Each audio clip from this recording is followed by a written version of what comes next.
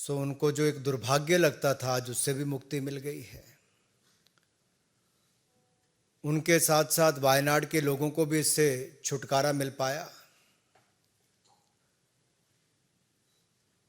इतने लंबे समय से जो लोकसभा के सदस्य हों, ना कभी अमेठी के लिए 5 वर्षों में एक सवाल पूछ पाए 2009 से 14 तक,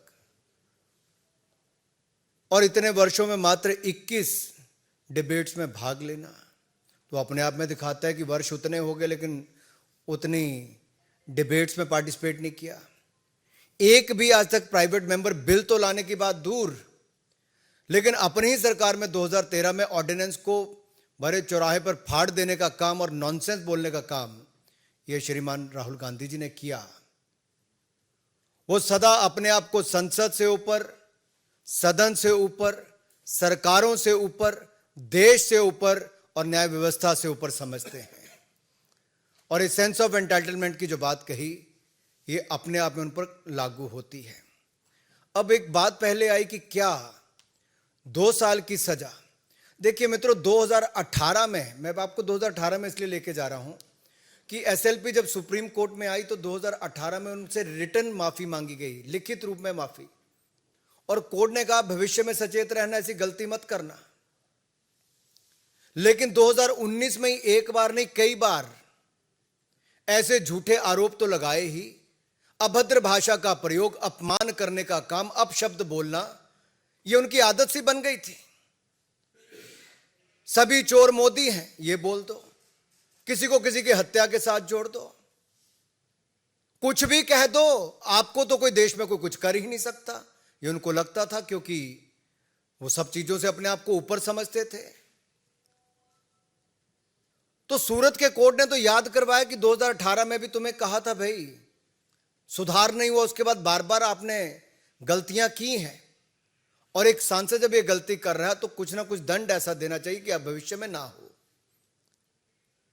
जहां तक सदस्यता जाने की बात है, ये लिली थॉमस केस में बहुत स्पष्ट है जी, सुप्रीम कोर्ट की जजमेंट के बाद, कि 2 साल का दंड हुआ और दोष सिद्धि के बाद अगर उसके ऊपर रोक नहीं लगी तो आप सस्पेंड माने ही जाते हो। इसकी तो पुष्टि करने का काम ही केवल लोकसभा में होना था। And the Lok Sabha Speaker has only confirmed the legal position. He is not required to take any decision or pass any speaking order. The decision falls under the provisions of Article 102(1)(e) of the Constitution of India, read with the Section 8 of the Representatives of the People Act 1951. लेकिन जो धर्मेंद्र जी ने कहा, स्पष्ट है कि 2 साल की सजा थी, संसद की सीट सांसद के रूप में छुट्टी होनी थी,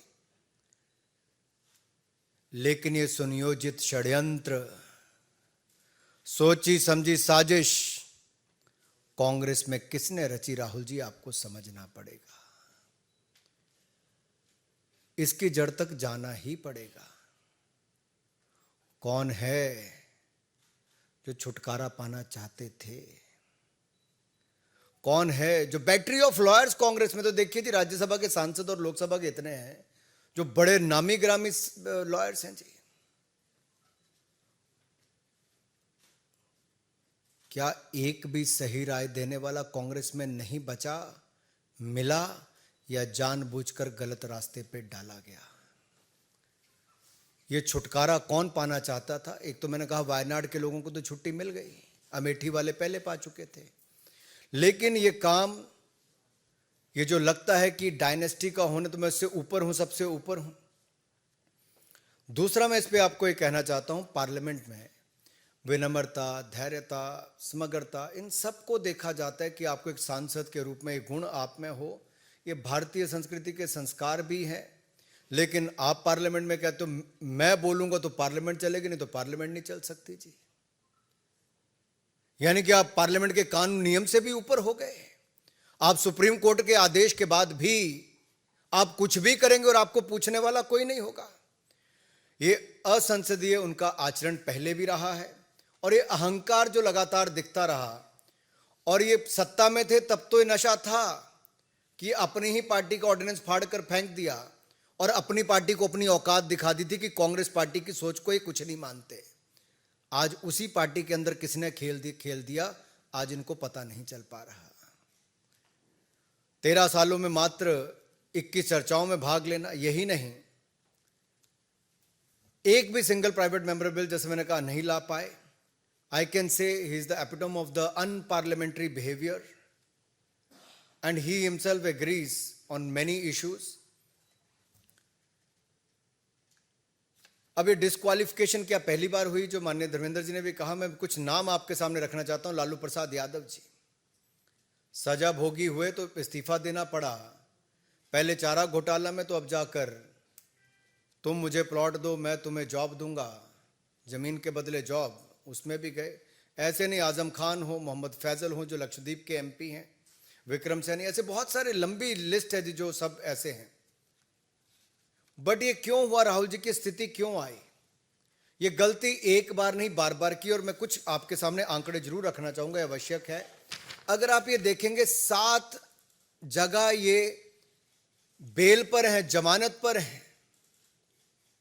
एक बार नहीं है जी, बार बार ये अपशब्द बोलने के लिए, अपमानित करने के लिए, झूठ बोलने के लिए जब मुकदमे इनके ऊपर किए गए तो कोर्ट में जाकर इनको वहां से बेल लेनी पड़ी। नेशनल हेराल्ड केस में भ्रष्टाचार में बेल अलग है, ये अवमानना के मुकदमों में भी देखा जाए तो जहां पटना कोर्ट में यही इसी विषय पर कि सब मोदी चोर हैं, जिस तरह की भाषा का उपयोग किया गया उस पर इनको, अहमदाबाद कोर्ट में डिस्ट्रिक्ट कोऑपरेटिव बैंक ने किया तो उस पर भी इनको, इससे पहले गौरी लंकेश किलिंग के लिए बीजेपी और आरएसएस के साथ जोड़ना, उसके ऊपर। यही नहीं, एक के बाद अनेक ऐसे उदाहरण हैं। So in the end you could say Rahul Gandhi ji is a habitual loose cannon and he thinks he can speak anything without ever facing the consequences. ऐसा लगता था कि देश के कानून और देश के कोई व्यक्ति इनके ऊपर कुछ कर ही नहीं सकता। और देश को बांटने की सोच तो कांग्रेस की पहले दिन से रही थी। जाति धर्म संप्रदाय के नाम पर बांटना अलग बात थी, अब तो धर्मेंद्र जी ये अपमानित करने पे आ गए ओबीसी समाज को। जो किया है, 3 साल थे इनसे माफी मांगने के लिए, किसी से माफी तक नहीं मांगी। मोदी जी के ऊपर एक बार नहीं बार बार अपशब्दों का उपयोग करना, अपमानित करना इनकी आदत बन गई। लेकिन एक बड़े वर्ग को, ओबीसी समाज को इस तरह से करना। दूसरा, ये वायनाड के सांसद बने तो उन्होंने अमेठी वालों के बारे में अपशब्द, नॉर्थ इंडियंस के बारे में अपशब्द बोल दिए, आप भूले नहीं होंगे। यही नहीं, जम्मू कश्मीर गए तो वहां पर जाकर भी वहां पर बांटने का काम किया कि लोकल को नौकरी मिले, और सब जब इस तरह की बातें करनी शुरू कर दी। अरे बाकी तो छोड़िए, ये असम के चुनाव में गए तो चाय की बात करके गुजरात और उसमें दरार पैदा करना शुरू कर दिया। यहां कहां रुके? ये भारत को एक यूनियन ऑफ स्टेट्स भी कहते हैं और देश के बाहर जाकर भी भारत को कह देते हैं India is like a European union. या तो इनको देश के फंडे क्लियर नहीं है, खुद ज्यादा के जानबूझ के ऐसे बयान देते हैं कि मीडिया की सुर्खियों में बने रहे। और ये लगातार कश्मीर के बारे में जो कहना, जो 370-35 से नेहरू जी की देन थी, जो इनके कारण बेड़ा गर्क वहां पे हुआ था, लोगों की जानें गई, उससे बचाने का काम मोदी जी की सरकार ने किया। ये विदेश में जाकर उसके बारे में भी गलत बोलते हैं। ये अरुणाचल प्रदेश को भारत का हिस्सा नहीं मानते, इसके ऊपर कोई जवाब देने के लिए तैयार नहीं। भारत की वैक्सीन के बारे में गलत टिप्पणी करते हैं, उस पर विश्वास नहीं हो।